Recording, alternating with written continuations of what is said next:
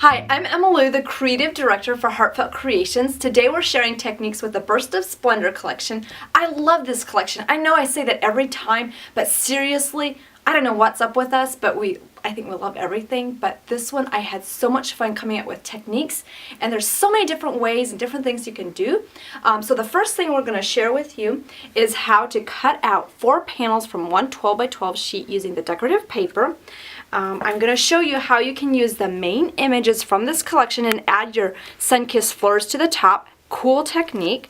And then if you like quick coloring techniques, this is done with a dahlia. So we'll have fun in this video, follow along, and we'll learn some new techniques together. There are so many options with the Dahlia Bouquet or any of the background stamps in the Burst of Splendor collection. You can stamp them to the background in black ink, color them, cut them out with any of your fancy spellbinder dies. But to take it to the next level, they are designed so that you can add your three-dimensional flowers to the top. Now I'm using the sun-kissed flower, and you can literally make that it looks like your dahlia, and you could layer this to the top of a card like this. So to make your sun-kissed flowers look like that, what I did is I colored it on the front and I colored it on the back really roughly, very quickly. And then to give it more of a dahlia look, I snip my petals very quickly. For the larger ones, I do make 3 snips.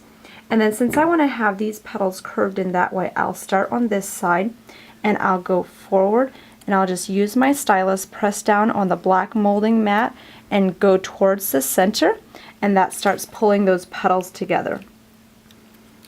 I usually do this 1 petal at a time. So you cut down 4 times on the large sun-kissed flowers and 3 times on the smaller ones. The size stylus I'm using is the 5mm. So quick and easy technique. Once you've done all the petals, you'll kind of curl down in the center and that'll pull it a little bit tighter. So you'll use many different layers to create a flower like this, and then you're going to be able to layer it on top of a card or the main image of the Dahlia Bouquet or any of the other main images in the Burst of Splendor collection. The blooming dahlia is another great image in this set. When coloring the images, I like to stamp them on one of our colored pattern papers. This one I stamped with white color box ink and heat embossed with white embossing powder, and I really just follow the lines of the shaded areas. The artist of this collection makes some really nice shaded areas so you can easily see where you should go in and color.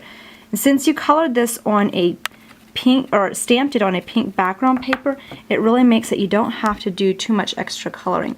I'm using some Tombow markers, but you can use whatever medium that you're comfortable with.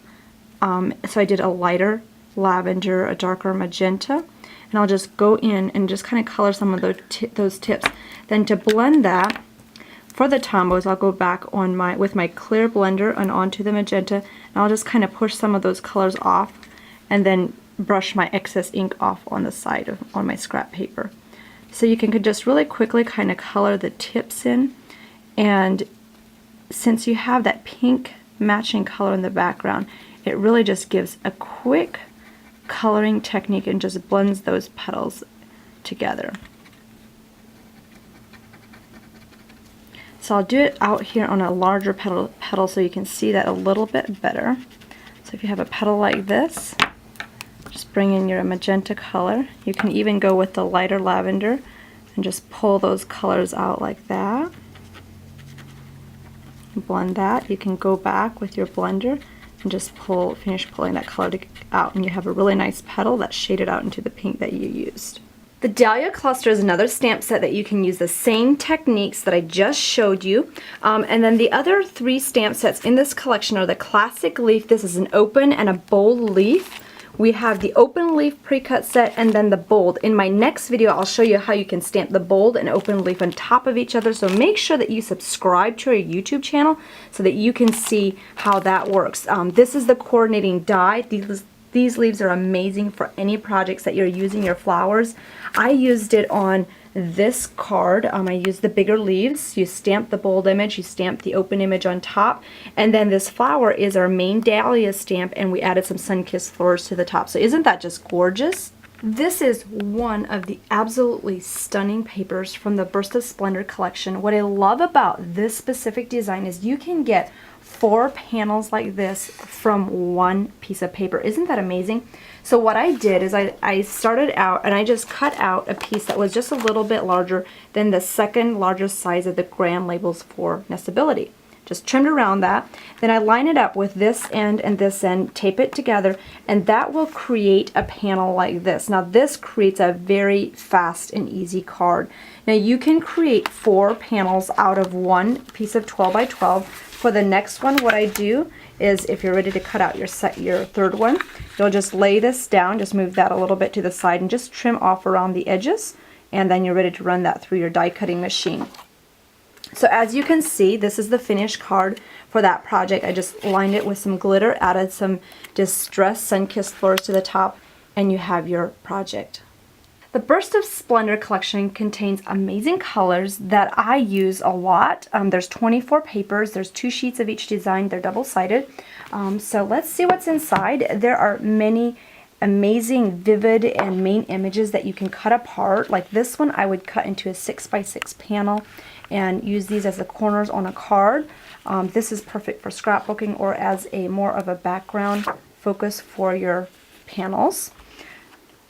Absolutely love these. The potential of this paper, this is the one I just showed you, are just endless. Don't you just love those amazing flower designs on there? So I like to use these flowers, just add some dimensional flowers on top, or stamp the images from the Burst of Splendor on top, and you'll have some amazing coordinating products and designs for your projects. Here's more of a mini Dahlia cluster. This is the back side. A lot of the back sides are more neutral, so if you don't like the front, you always have the option of using the back one. And these are your journaling blocks. The options and potential of these are endless. And then these are the little 2 by 3 squares that I use for everything. And then this is the back side of that one. Buy the Burst of Splendor collection at your favorite retailer, and remember, with this collection you can create something that's very detailed and intricate, or if you're more clean and simple, you can absolutely just stamp it to the background. You can make it pink, that always works. Add some quick color and you're done.